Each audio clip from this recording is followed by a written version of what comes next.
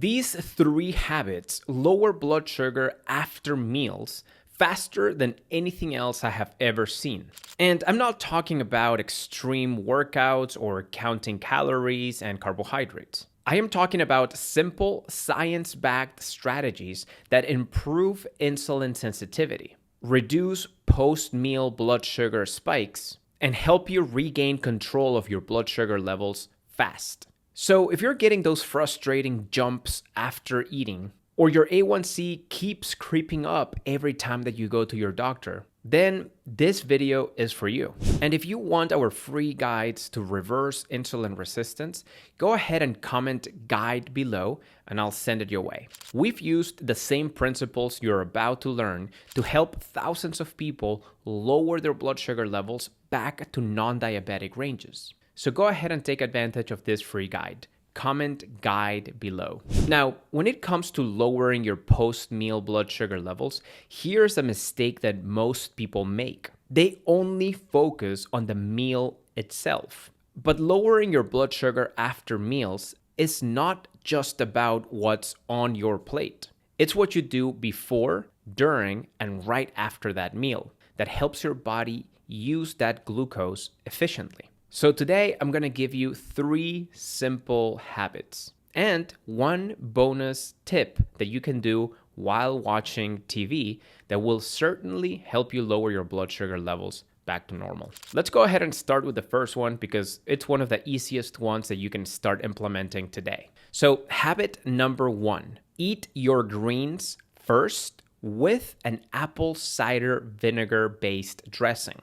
If you want flatter blood sugar after meals, the first thing I want you to stop doing is starting your meals with starches. Instead, start with your greens and ideally use an apple cider vinegar-based dressing. So why does that even matter? Well, because when you start your meal with fiber-rich vegetables first, you create some kind of a speed bump for the rest of your meal. That fiber slows down the rate at which glucose enters your bloodstream, and vinegar helps reduce the post-meal glucose spike even further by delaying gastric emptying and improving how your body handles carbohydrates. So this is not a tip about just eating more salad. You are essentially changing the order in which you eat your meal. And here's a delicious apple cider vinegar dressing that will help you slow down glucose absorption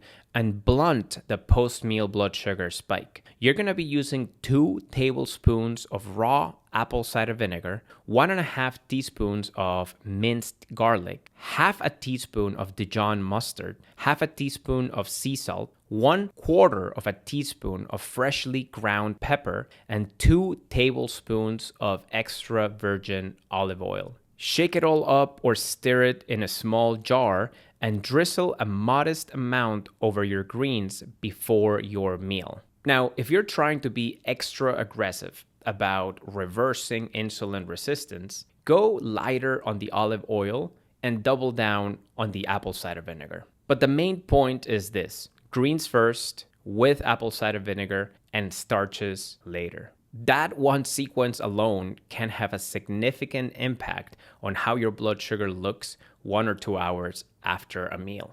Habit number 2, take 600 milligrams of berberine with your meal. This one is powerful because it's not only helping with the meal that you have in front of you, it's actually helping your body become more insulin sensitive day after day. And that distinction matters. A lot of people are looking for a hack to blunt a blood sugar spike, but berberine is more useful than that because it actually attacks the underlying physiology that is driving high blood sugars in the first place. Berberine has been shown in multiple systematic reviews to lower fasting blood sugar, post-meal blood sugar levels, A1C, and improve various markers of insulin resistance in people with type 2 diabetes and multiple other metabolic dysfunctions. Mechanistically speaking, berberine helps your cells respond to insulin much more effectively. And it also helps calm down excess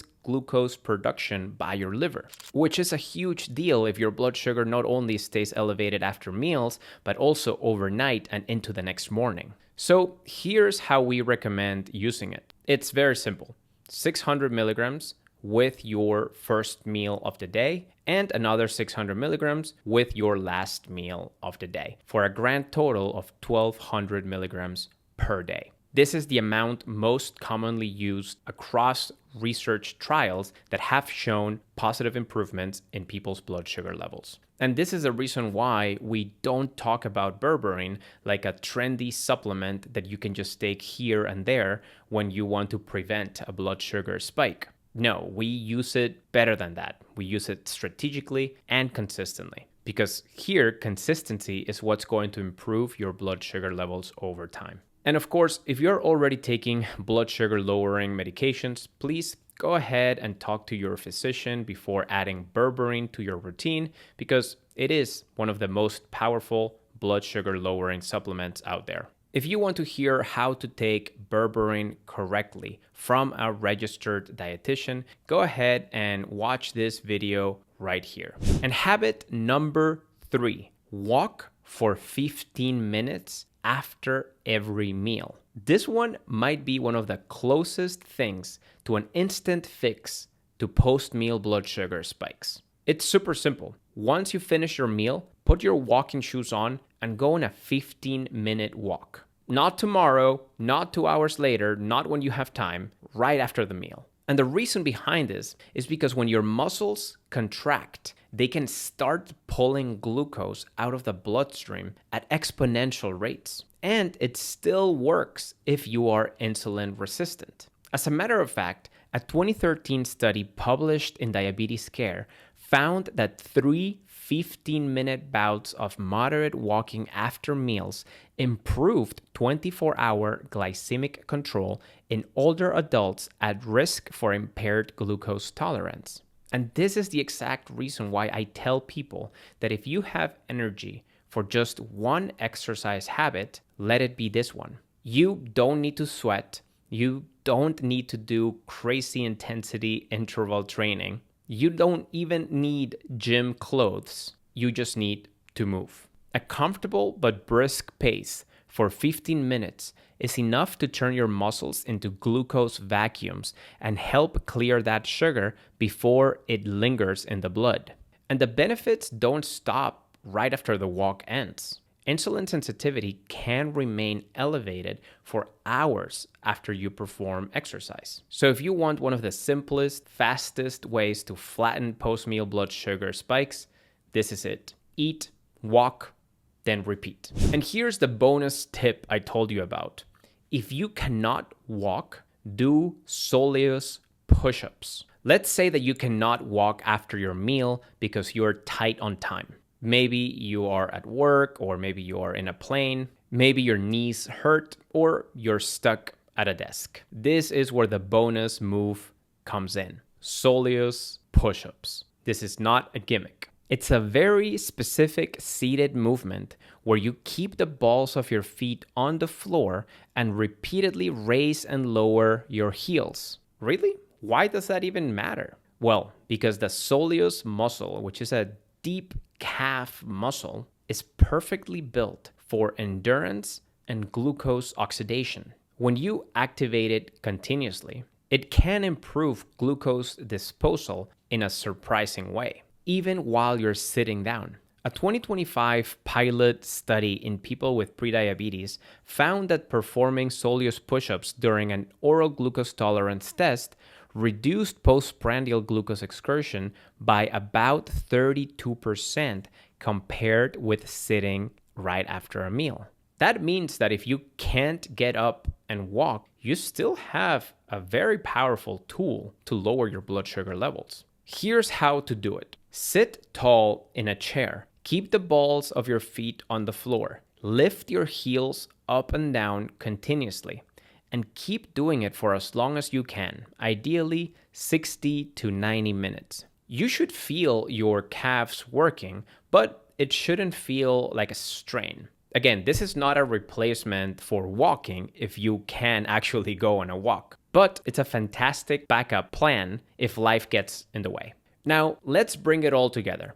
If you want better blood sugar after meals, this is the correct sequence. So before the meal, start with your greens first and an apple cider vinegar based dressing. With the meal, go ahead and take 600 milligrams of berberine. This will support better insulin sensitivity and better glucose handling, not just for this meal, but over time. And after the meal, go on a 15-minute walk. If you can't walk, do the soleus push-ups for 60 to 90 minutes. These are simple habits, but they are not small because every one of them works on a slightly different part of the same problem. Greens and vinegar help slow down glucose entry. Berberine helps improve insulin sensitivity at a cellular level. Walking helps your muscles clear glucose immediately. And the soleus push-up gives you a seated alternative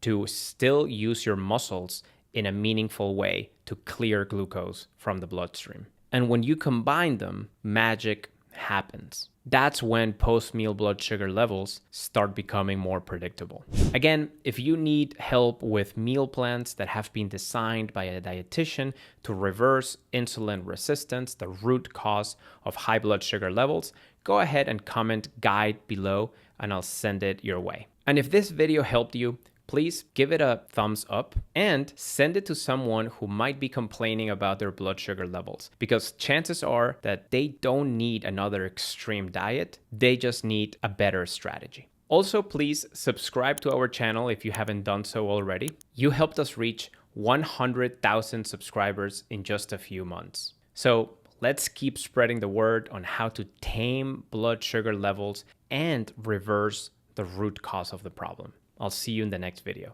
Take care.